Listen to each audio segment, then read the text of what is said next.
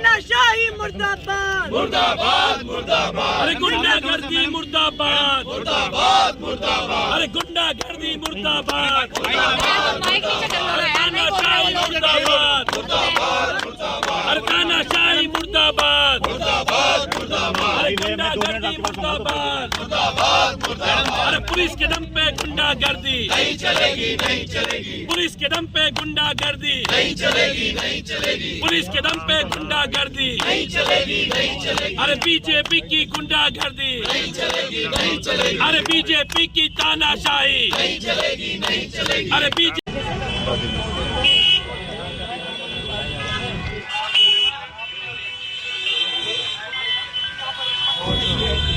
यहाँ पर पुलिस वाले कहाँ हैं? हाँ जी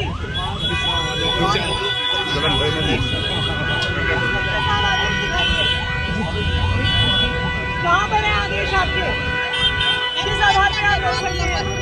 आप क्या कहेंगे आज आप क्या कहेंगे आप लोगों को रोका जाए? Major drama unfolding right now. What's happening on the ground zero, we can see. आप लोग यहाँ पे पहुँचे नहीं लेकिन पुलिस ने जाने नहीं दिया।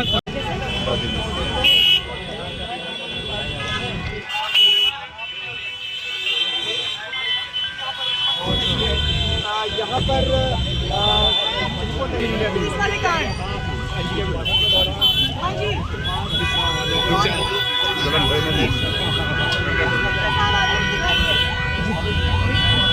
कहाँ पर है आदेश आपके? किस आधार पर आरोप है ये? आप क्या कहेंगे आज आप क्या कहेंगे आप लोगों को रोका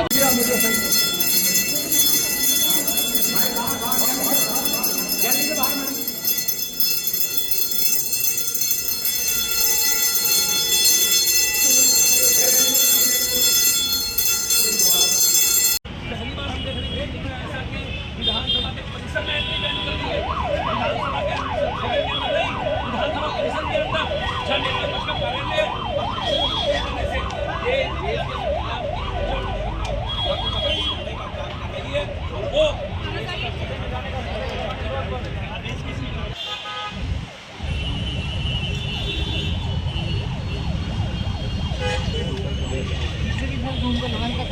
अरे हरीश भाई थोड़ा कैमरा मोबाइल से बना लो। लाओ बनाओ बना भेज दो अभी।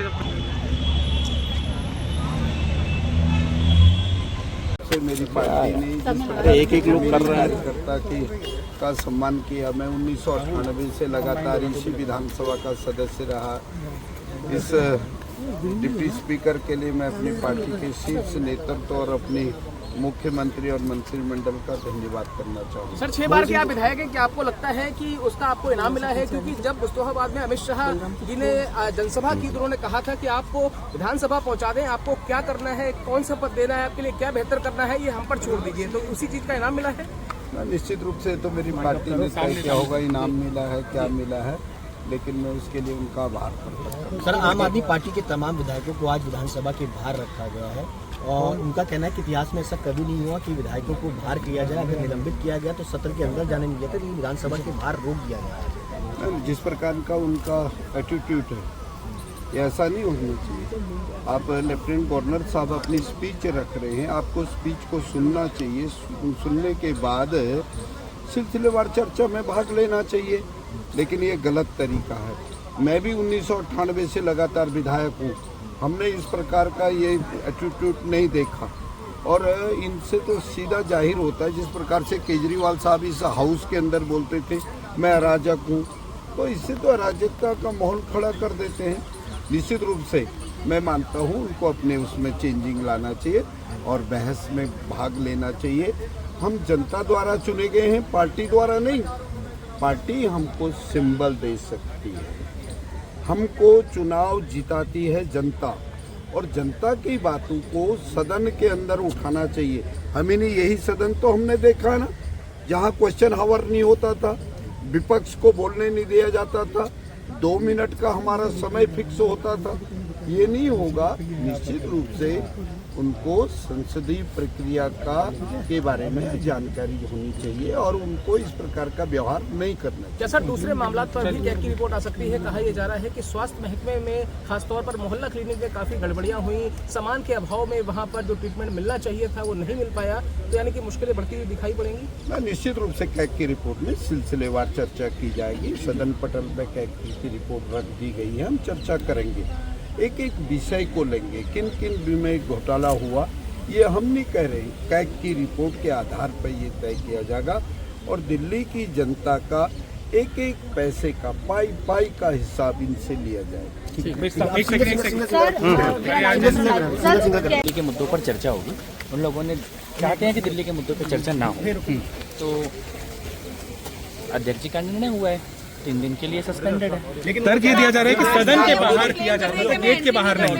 गेट के बाहर वाला वो कह रहे हैं कि पहली बार विधानसभा में दिल्ली के मुद्दों पे चर्चा होगी। कोई भी दिल्ली के मुद्दों पे चर्चा से इस विधानसभा को रोक नहीं पाएगा। 10 साल इस विधानसभा ने दिल्ली के मुद्दों पे चर्चा नहीं की और ये लोग फिर से ये चाहते हैं कि ये विधानसभा दिल्ली के मुद्दों पे चर्चा ना करे, दिल्ली की जनता के मुद्दों पे चर्चा होगी। जो भी इन चर्चाओं को रोकेगा नियमों के आधार पर अध्यक्ष जी आज भी लिस्टेड है सीएजी के ऊपर चर्चा। आज शराब के ऊपर जो सीएजी रिपोर्ट है इसके ऊपर आज चर्चा की जाएगी। कुछ और इश्यूज भी हैं आपको लगता है, जैसे हेल्थ केयर के ऊपर भी कई तरह के आरोप लगे हैं कि उनके ऊपर भी सीएजी जिस दिन हुआ है उस दिन सभी लोग उपलब्ध थे, सदन में मौजूद थे। सीएजी का एजेंडा था टेबल करने का, उपराज्यपाल जी के अभिभाषण पे और अध्यक्ष जी के जो बधाई था उस पर जिस प्रकार का झूठ और जिस प्रकार का वितंडा इस विधानसभा के अंदर किया गया, ये कभी भी देश में कोई भी विधानसभा ऐसे नहीं चल सकती। 10 साल यहाँ पर दिल्ली की जनता के मुद्दों पे चर्चा नहीं की गई। हम किसी को भी दिल्ली की जनता के मुद्दों पे चर्चा ना हो ऐसी साजिश इस विधानसभा में हम नहीं करने देंगे। और आज का जो निर्णय है, ये निर्णय तो परसों हो ही गया था। ये अध्यक्ष जी का निर्णय है, कानून सम्मत निर्णय है, रूल बुक के आधार पर निर्णय है। और मुझे लगता है कि आम आदमी पार्टी के लोगों को ये समझ जाना चाहिए कि आप दिल्ली के मुद्दों पर चर्चा करें, सदन को गरिमापूर्ण तरीके से चलाएं। ये आवश्यक है, दिल्ली के लिए आवश्यक है। ये अब उसी स्टाइल से अगर चलाएंगे कि यहाँ पे आएंगे तमाशा करेंगे तो संविधान का जो भी नियम होंगे वो लागू किए जाएंगे। कभी मिश्रण है हमारे साथ।